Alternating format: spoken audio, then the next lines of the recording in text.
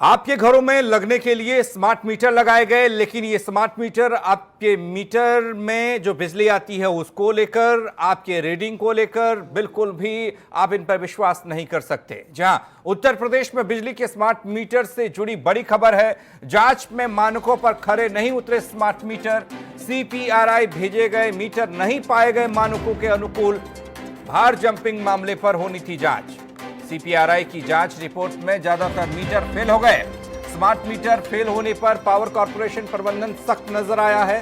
संबंधित अभियंताओं से मांगा गया जवाब। भार जंपिंग हो सकती है तो मीटर रीडिंग की भी जंपिंग की आशंका है।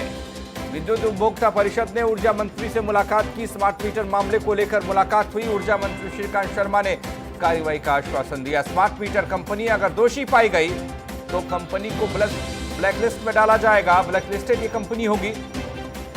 संबंधित अधिकारियों और अभियंताओं पर भी कार्रवाई होगी।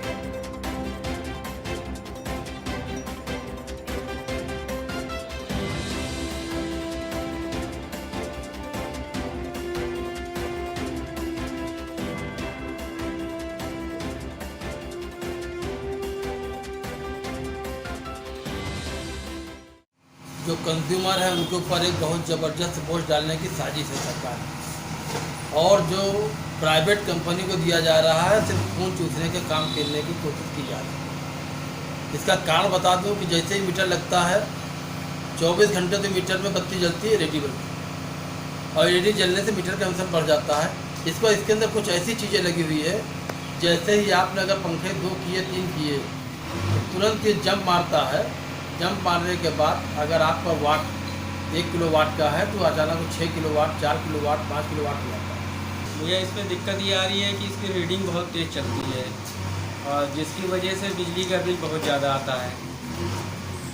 और पहले जो 500 रुपये बिल आता था, अब वो अचानक से 1000 रुपये के ऊपर बिल आने लगा है, तो दिक्कत तो होगी ही इससे।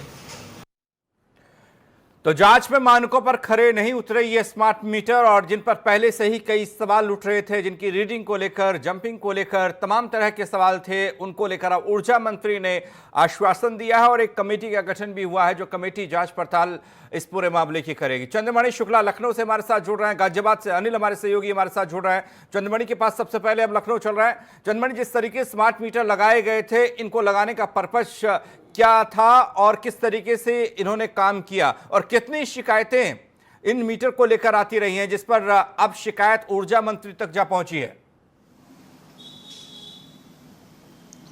जी देखिए, जब स्मार्ट मीटर लगाए गए थे तो कहा गया था कि जो विद्युत विभाग होगा वो स्मार्ट हो जाएगा, उपभोक्ताओं को दिक्कत नहीं होगी, बिजली चोरी नहीं होगी, ये तमाम बातें की गई थी। और कहा गया था कि घर बैठे बैठे बिजली का बिल जमा हो जाएगा। लेकिन जब ये लगाए गए उसके बाद में जब व्यवस्थाएं देखने को मिली तो व्यवस्थाएं वैसी ही थी कि जैसे कि जो पहले मीटर थे उससे भी बदतर थी। जिन स्मार्ट मीटरों की बात की गई थी उससे कहा गया था कि इससे विद्युत विभाग स्मार्ट होगा, लेकिन व्यवस्थाएं बिल्कुल उसके उलट थी।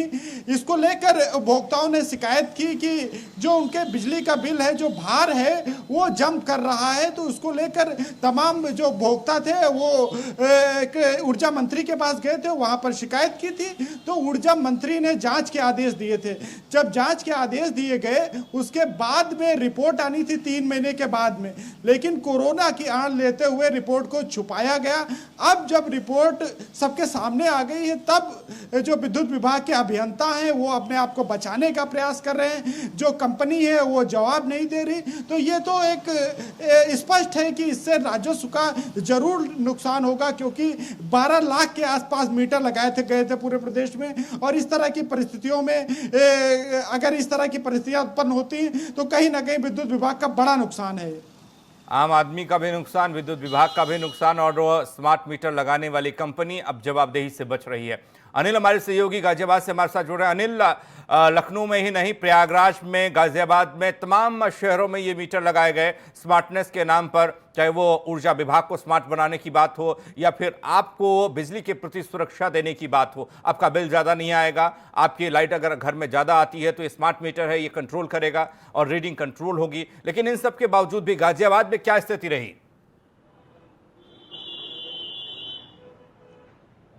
देखिए, जब पावर कॉरपोरेशन मैनेजमेंट ने CPRIC को जब इस मीटर की जांच दी और उसमें जब उनकी तरफ से ये स्पष्ट निकल के आया कि जो मीटर हैं वो सही तरीके से काम नहीं कर रहे हैं, अनुकूल रूप से तरीके से अनुकूल नहीं है और वर्क उस तरीके से नहीं कर पा रहे हैं। कहीं ना कहीं जो बिजली को लेकर जो लोग लगातार गाजियाबाद में भी शिकायत करते रहे हैं। हालांकि मुख्यमंत्री से जवाब तलब भी किया गया है कि आप जवाब दें इस तरीके से। स्मार्ट मीटर जो लगा हुआ है उसमें फेरबदल लगातार जो है सामने आ रहा है। अब जो है बड़ा मामला ये सामने आया, तो इसको लेकर जब हमने गाजियाबाद के लोगों से भी बात की तो उनका भी साफ तौर पे यही कहना है कि जो मीटर हमारे यहाँ लगा हुआ है वो बिना लोड के भी चलता रहता है। जब वो सारी चीजें, घर की लाइटें, फ्रिज, सभी चीजों को बंद कर दिया जाता है, उसके बावजूद भी उसमें 20 से 30 रुपए की रीडिंग रात भर में आ जाती है। इस तरीके की बात भी कही गई है। वही दूसरी बात, जब हमने और लोगों से बात की तो उनका ये कहना है कि यदि इस तरीके से जब मीटर लगाया जाता है, क्यों उसकी पहले ही जांच नहीं करा ली जाती है। पहले ही जांच करा ली जाए तो कम से कम जो आम जनता है जो उसका पेमेंट करती है, जो मीटर लगने पे जो फिक्स चार्ज लिया जाता है, कम से कम वो उस पर भारी ना पड़े। क्योंकि अब इस तरीके से जब मीटर में कमी बताकर जब इसको बदला जाएगा तो एक आम जनता की जेब पर फर्क पड़ेगा और उसकी जो बिल है उसमें ऐड कर कर जो रुपए हैं मीटर के, लगभग 1500 रुपए का इसका चार्ज बताया जाता है स्मार्ट मीटर का, वो लगाकर भेज दिया जाता है। तो लोगों में काफी लोग इस चीज को लेकर नाखुश हैं और लोगों का ये कहना है कि कम से कम जब सरकार इसको लगाए तो उस पर ध्यान दिया जाए और इसकी जांच पहले ही करानी चाहिए। इस तरीके की नौबत आती ही क्यों है। जी, चंद्रमणि शुक्ला के पास हम लखनऊ चल रहे हैं। चंद्रमणि, जिस तरीके से स्मार्ट मीटर को लेकर सवाल उठे और जब सवाल उठे तो तमाम उन जिम्मेदारों की गर्दन फंसती हुई भी दिखाई दी और ये एक तर्क दिया गया कि एक जो जांच की गई थी, जो रिपोर्ट आई थी, वो रिपोर्ट गुम हो गई।